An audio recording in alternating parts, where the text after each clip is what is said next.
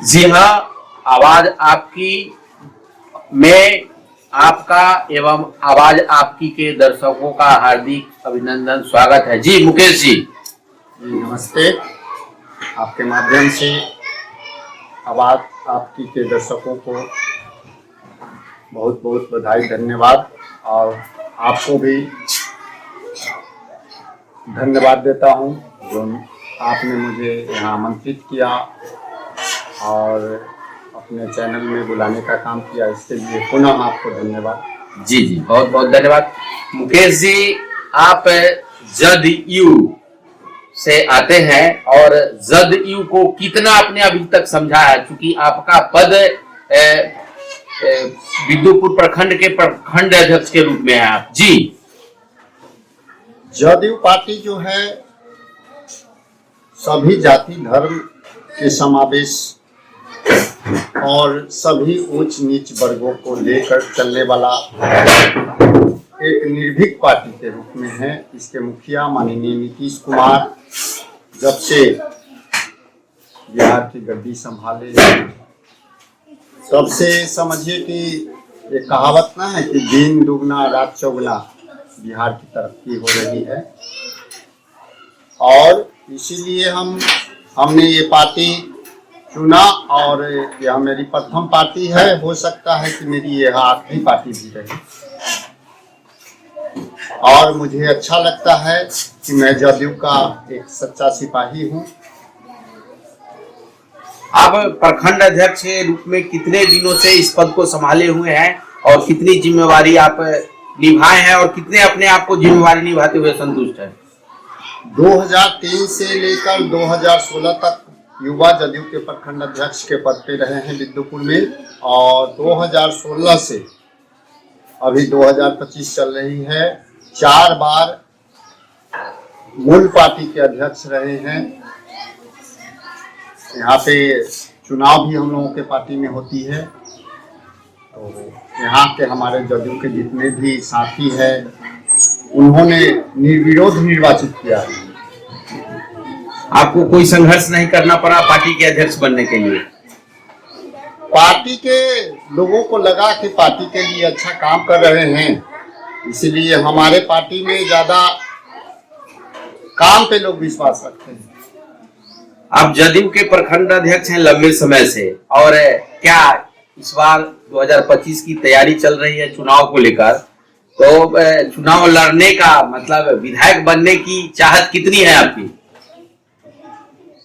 ये तो राजनीति करने वाले लोगों की सबकी रहती है, अपेक्षा रहती है कि हम कुछ आगे बढ़े करें, लेकिन हमारा पार्टी सर्वोपरि है, हमारे नेता सर्वोपरि है।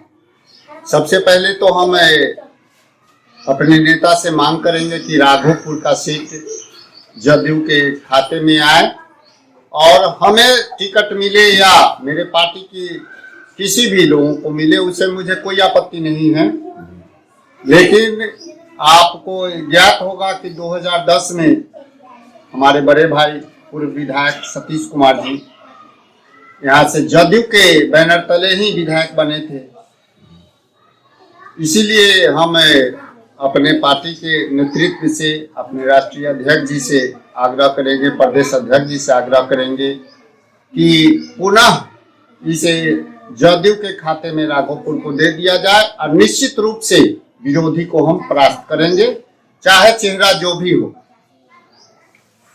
तो इस तरह की बातें रख करके मुकेश जी, क्योंकि दर्शक देख रहे हैं, एक तरफ आपने एनडीए की मजबूती की बात कर रहे हैं कि हम सब एक है, और दूसरी तरफ आप जदयू के लिए टिकट मांग रहे हैं।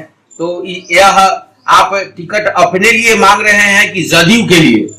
नहीं, हमारा यह उद्देश्य कतई नहीं है कि हम पार्टी के गठबंधन का विरोध करते हैं, या वो ऐसा नहीं है। हमने पहले ही आपको कहा है कि 2010 में जदयू के बैनर तले हमारी जीत हुई थी। पूर्व मुख्यमंत्री श्रीमती राबड़ी देवी को पराजित करने का काम हमारे बड़े भाई सतीश कुमार जी ने किया था। उसके बाद कुछ कारणवश हमारी गठबंधन अलग हो गया, उसी कारण से हमारे बड़े भाई सतीश कुमार जी भाजपा में चले गए भाजपा से उसके बाद 2 बार उन्हें टिकट भी मिला है। फिर भी जो भी रीजन रहा हो, वो सीट नहीं निकल पाया। हम चाहेंगे कि जदयू से अगर होता है, हमारी मांग है मतलब कि जदयू से अगर सीट होती है तो निश्चित रूप से यहाँ फिर से विजयी को दोहराया जा सकता है। नेता बनने की सारी तस्वीरें आप में मौजूद हैं। कहने का मतलब है कि आपके पिताजी गोपगुट शिक्षक थे, गोपगुट के नेता रहे, तो पिता की कमी आप आकर के यहाँ जदयू में पूरा किया आपने, तो आप मजबूत भी हैं, शुरू से अच्छे हैं और पिता की चाहत पूरा कर रहे हैं। अभी आप अपने आप को, आप एक अच्छे, आप हेम्योपैथी के डॉक्टर भी हैं, आप एक अच्छे पुत्र के पिता हैं, आप समाज सेवी हैं, आप विद्यालय चलाते हैं और आपके परिवार में जन वितरण प्रणाली का भी व्यवस्था है, आपकी श्रीमती जी चलाती हैं। ऐसे में आप इतने काम को संभाले हुए हैं और विधायक बनकर के आप सेवा दे पाएंगे जनता के बीच में? निश्चित रूप से आपने अभी तक देखा होगा कि हमने जितने भी काम आपने गिनती कराए हैं, वो निश्चित रूप से बड़ी तन्मयता के साथ जो भी काम मैंने किया है, उसमें कभी भी मतलब धोखाधड़ी होता है ना कि कोई काम शुरू कर दिया और उसे मतलब जो भी काम आप कीजिए पूरे विश्वास और आस्था के साथ करेंगे, निश्चित रूप से उसका परिणाम सुखद होगा। हमने पार्टी जदयू के लिए जो भी किया अभी तक, उसका परिणाम आपको जदयू दिद्दुपुर में दिख रहा होगा कि जदयू कितना मजबूत है। हमसे पूर्व मतलब 2016 से पूर्व अनिल जी की पत्नी अध्यक्ष रही हैं, उनके साथ भी कंधे से कंधे मिलाकर हमने दोनों आदमी हम एक साथ सफर शुरू किए थे और वो मूल पार्टी के अध्यक्ष हुआ करते थे, हम युवा के अध्यक्ष। फिर भी सारा उसमें भी जिम्मेवारी अधिक हमको अनिल चौरसिया जी सौंपते थे और सारा कार्य को हम अच्छे से निर्वहन करते थे। इसी का परिणाम हुआ कि 2016 में चुनाव हुआ मूल पार्टी के लिए और सभी लोगों ने निर्विरोध हमें निर्वाचित किया। यहाँ राघोपुर में कई लोग चुनाव लड़ने वाले हैं, कई पार्टियां, जिसमें सबसे मजबूत पार्टी आप किनको देखते हैं? सबसे पार्टी राष्ट्रीय जनतांत्रिक गठबंधन के हैं। फिर राजद को इग्नोर क्यों किया जा रहा है? आप राजद का नाम लेने से क्यों पीछे हैं? यहाँ के मुख्यमंत्री, यहाँ के विधायक हैं तेजस्वी जी, उनके पिता माता सब लोगों ने नेतृत्व किया है। यहाँ से राकेश जी भी चुनाव लड़े हैं, ये और भी हैं। जन स्वराज से जो है स्वयं प्रशांत किशोर को भी चुनाव लड़ने की अटकल लगाई जा रही है और राकेश जी भी आएंगे। तो ऐसे में क्या समझते हैं आप, इस चुनाव क्या होगा, क्या खेला होगा चुनाव में?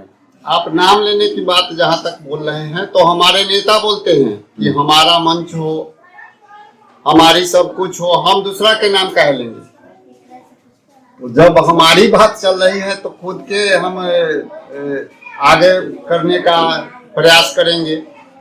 और रही बात, बहुत सारी पार्टी है, निर्दलीय भी लोग लड़ते हैं, जो भी दल के लोग हैं 2 4 10 भी राष्ट्रीय से लेकर क्षेत्रीय पार्टी है, लड़ेंगे, उससे कोई इनकार नहीं किया जा सकता है। लेकिन फिर भी इस बार 2025 में राघोपुर राष्ट्रीय जनतांत्रिक गठबंधन के झोली में जाएगा। ये आप इसे समझिए, सुनिश्चित समझिए। हम लोग पूरे 5 दल के लोग इसके लिए अभी तत्काल में हम लोग जिला सम्मेलन भी किए हैं। उसका नजारा भी आप लोगों को, चाहे विरोधी को भी प्राप्त करने के लिए काफी है। तो जब राष्ट्रीय जनतांत्रिक गठबंधन की बात होती है तो खुलकर आप, चूंकि यहाँ से भाजपा की सीट है, सतीश जी जो है यहाँ से पटकनी दे चुके हैं, राजद को चुनाव जीत चुके हैं। अंतर इतना है कि उस समय भी आप थे जदयू से लड़े जीते और इस समय भी आपकी जनतांत्रिक गठबंधन से है। तो सतीश जी के लिए वकालत क्यों नहीं करते हैं? खुलकर आप क्यों नहीं कहते हैं कि सतीश जी को हम जिताएंगे, वो आए खुलकर, इस तरह की बातें? नहीं, आपने पूछा पहले कि जदयू के सीट चाहते हैं, इसीलिए हम कहे कि जदयू से हमारे बड़े भाई सतीश कुमार जी जीते हैं। और हम एक बार को एक बात और साफ कर देना चाहता हूँ। जदयू के बारे में आप पूछे, इसलिए हमने कहा कि जदयू की सीट होती तो आसानी से हम लोग चुनाव जीतते। इससे पहले भी जीत चुके हैं और जिन्हें भी राष्ट्रीय जनतांत्रिक गठबंधन से टिकट मिलता है, हमारे नेतृत्व पांचों दल के जो भी विचार होगा, जो भी नेता आएंगे, उनको सहर्ष स्वीकार करके हम जितना जदयू के लोग उम्मीदवार आएंगे उनके लिए करेंगे, भाजपा के होंगे या लोजपा के होंगे या उपेंद्र कुशवाहा जी के पार्टी से होंगे या मांझी के पार्टी से, जिनको भी टिकट मिलेगा उतना ही तन्मयता के साथ हमारे पूरे दल के लोग उसके साथ खड़े रहेंगे। अच्छा, आप अपने वर्तमान विधायक की कितनी सराहना करते हैं? विधायक को तो हम लगता है तीसरी बार विधायक, दूसरी बार विधायक, लेकिन क्षेत्र में हम कभी नहीं देखे। चुनाव जीतने के बाद कहीं नजर नहीं आते हैं। जनता से ऐसा आपको प्रतीत होता है, मालूम होता है? हाँ बिल्कुल, हम तो जनता के बीच यहाँ रहने वाले हैं। हमारा घर थोड़ा जो पटना, बनारस है, मुंबई है। फिर भी अगर सराहना किया जाए, अगर तारीफ में अगर आपको कहना पड़े कि हमारे विधायक ऐसे है वैसे है, हर लोग अपने परिवार के गार्जियन की सराहना करते हैं, तो अब पार्टी को छोड़ दे तो आप अपने विधायक के रूप में कैसे सराहना करेंगे? क्या विधायक ने तो कुछ काम ही नहीं किया राघोपुर के लिए। उनके पिताजी यहाँ से मुख्यमंत्री रहे हैं, माताजी मुख्यमंत्री रहे हैं, दो बार उप मुख्यमंत्री रहे हैं। इस मतलब सबसे पिछड़ा, वैशाली जिला में सबसे पिछड़ा विधानसभा क्षेत्र है तो राघोपुर है। वो देन है लालू परिवार के, लालू एंड फैमिली का देन है कि हम लोग इतना पिछड़े हुए हैं। नहीं तो जहाँ का मुख्यमंत्री दो बार मुख्यमंत्री रहे लोग, दो पीढ़ी, मतलब उनके माताजी पिताजी अपने उप मुख्यमंत्री रहे, इतना पिछड़ा और क्या बोलते हैं, मतलब समझिए कि यहाँ तो प्रवेश करते अगर राघोपुर में तो पता चलता कि हाँ राघोपुर में आ गए हैं, लेकिन राघोपुर क्या है से अभी बताने की जरूरत नहीं। आप शायद कहीं नीतीश जी से तुलना कर रहे हैं कि उन्होंने अपने गृह जिला को जितना चमकाने का काम किया, जितना सजाने का काम किया है, वैसा तुलना कर रहे हैं राघोपुर के लिए। ऐसे तो कोई कमी छोड़ा नहीं है तेजस्वी जी ने राघोपुर के लिए। आप एक भी चीज बता दीजिए जो कि तेजस्वी जी का देन हो यहाँ पे। वो आपके जहन में होना चाहिए। नहीं, हमारे जहन में तो है कि हमारा अभी 6 लेन पुल सतीश कुमार का देन है, जो अभी 6 लेन पुल बन रहा है। और सामुदायिक स्वास्थ्य केंद्र, ये भी तेजस्वी जी का देन नहीं है, वो हम लोगों का प्रयास का देन है। और सड़क पुलिया तो सब जगह हमारे माननीय मुख्यमंत्री जी का ही देन है कि सजा के बजा के गजा के रखे हुए हैं। और आपके पार्टी के विधायक रह चुके और वर्तमान में भी हो सके भाजपा की सीट अगर मिलती है तो चुनाव लड़ेंगे सतीश जी, तो सतीश जी की तारीफ करनी हो, सराहना करनी हो तो किस रूप में करेंगे आप?